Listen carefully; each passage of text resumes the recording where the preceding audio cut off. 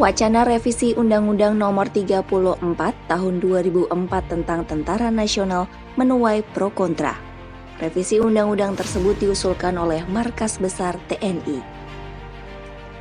Hingga kini, rencana perubahan aturan itu masih dibahas internal Mabes TNI dan belum disampaikan ke Kementerian Pertahanan maupun digodok Dewan Perwakilan Rakyat. Namun gagasan tersebut tak disambut baik oleh sejumlah pihak. Pasal-pasal dalam Undang-Undang TNI yang diusulkan untuk diubah justru dikhawatirkan membawa kemunduran.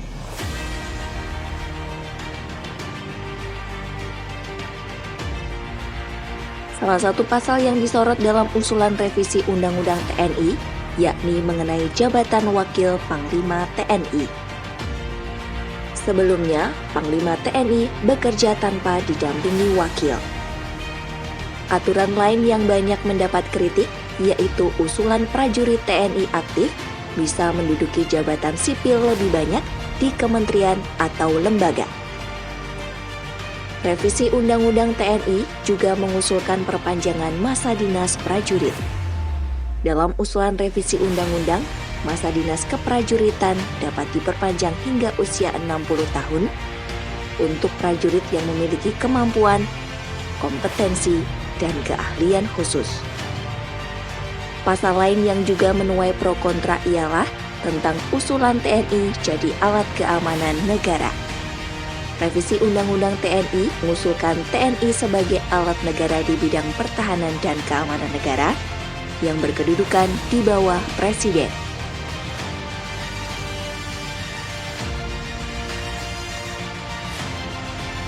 Menteri Pertahanan Prabowo Subianto tak menyambut baik usulan revisi Undang-Undang Nomor 34 Tahun 2004 yang kini masih digodok di lingkungan Mabes TNI tersebut.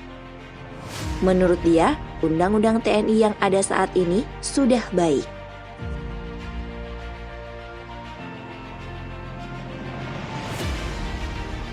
Usulan revisi Undang-Undang TNI juga dikritik oleh parlemen. Anggota Komisi 1 DPR RI, Tubagus Hasanuddin menilai usulan TNI sebagai alat keamanan negara yang dimuat dalam pasal 3 draft Undang-Undang TNI tidaklah tepat. Menurut TB Hasanuddin, tugas TNI harus mengacu pada Undang-Undang Dasar 1945 dan Undang-Undang Nomor 3 Tahun 2022 tentang Pertahanan Negara.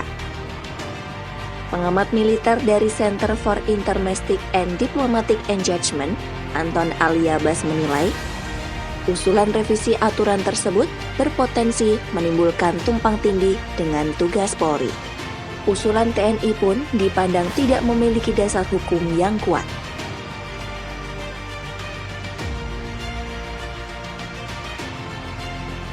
Anton juga menyoroti usulan jabatan Wakil Panglima TNI dalam draft revisi Undang-Undang TNI. Menurut dia, aturan tersebut justru menciptakan inefisiensi di tubuh TNI. Selain itu, menurut Anton, wacana perpanjangan masa dinas prajurit TNI juga tak efisien.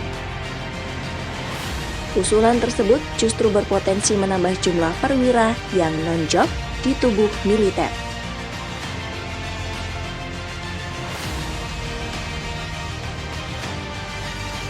Wakil Presiden RI Ma'ruf Amin juga turut angkat bicara soal wacana revisi Undang-Undang TNI ini.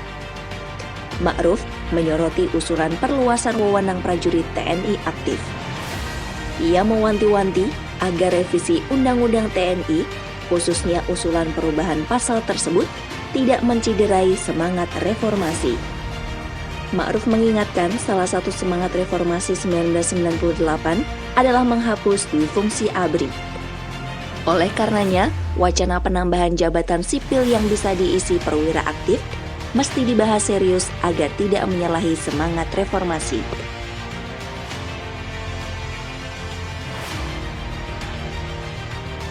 Revisi Undang-Undang TNI itu sedianya baru usulan. Panglima TNI Laksamana Yudo Margono menerima paparan draft rencana revisi undang-undang tersebut dari Kepala Badan Pembinaan Hukum TNI Laksda Krisno Buntoro di Mabes TNI Cilangkap, Jakarta Timur pada 28 April 2023. Kepala Pusat Penerangan TNI Laksda Julius Wijoyono mengatakan bahwa draft tersebut baru dibahas di internal Mabes TNI.